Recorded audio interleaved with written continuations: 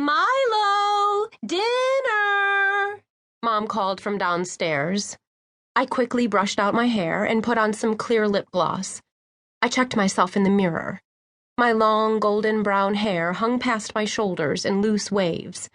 I had on a pair of ripped jeans topped by a white t-shirt that fell off my shoulder, revealing the tan I'd been trying to perfect for the past month in hopes of looking hot for my brother's wedding. My brown almond-shaped eyes stared back at me with too much hope in them. "Yes," I wanted to say aloud. "We're doing this. Operation Get Kissed is officially a go." I ran my hands down my torso and took 2 soothing breaths. The outfit looked good. It showed off my athletic build.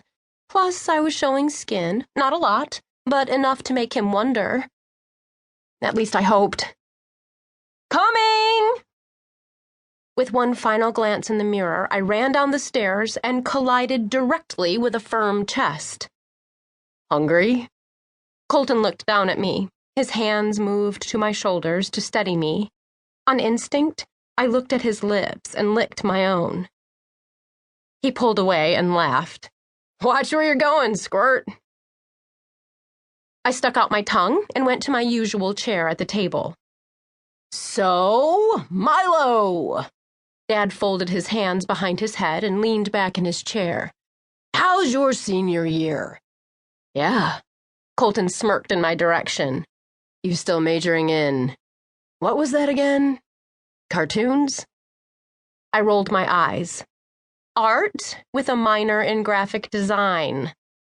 I had to force myself to keep from sticking out my tongue again in self-defense. After all, he knew exactly what I did. When he'd asked me to do a tattoo in honor of his father, I'd cried. I was so embarrassed. I mean, his dad had died saving people's lives on 9/11, and instead of crying, he was comforting me. "What do you want?" I whispered through my tears.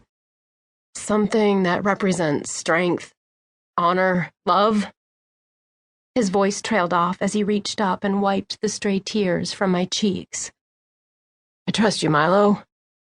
I'll love whatever you come up with." My breath caught in my throat. We were so close. I wanted to lean in. I wanted to feel his lips, just once, against mine. "Anyway," he chuckled and looked away from me. "I'll pay you or whatever." "No." I shook my head. "You won't pay me. I'm your friend." Crap, that word felt bitter. "It's what friends do." "Right," he sighed and repeated. "Friends." "A favor from a friend," I said, trying to make it sound better. "Thanks, Milo." He let out a sigh. "Thanks a lot." He had left, and that day I'd cried some more, not because of the refreshed grief, but because I felt like I was constantly in limbo with him, so close, but so far away. And I hated that it always seemed like if anything was going to happen, I would have to be the one to take the first step. "Milo, you hear anything I just said?" Jason threw a dinner roll at my face. I felt my cheeks heat. Sorry, just tired from the drive." "It's an hour and a half," Colton teased. "Then again, you drive slower than my grandma, so..." I aimed the roll at his wide grin and launched. "Take that!" The golden bun arched through the air on the perfect track to annihilation. But instead of its impacting my target, Colt intervened, snatching it out of the air and taking a huge bite, his perfect mouth taunting me with each chew.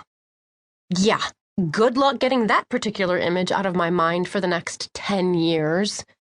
Perfect teeth biting into a soft roll. I shivered and looked away. Great, so rolls did it for me now. Nice. "Colton!" Mom scolded. "Be nice.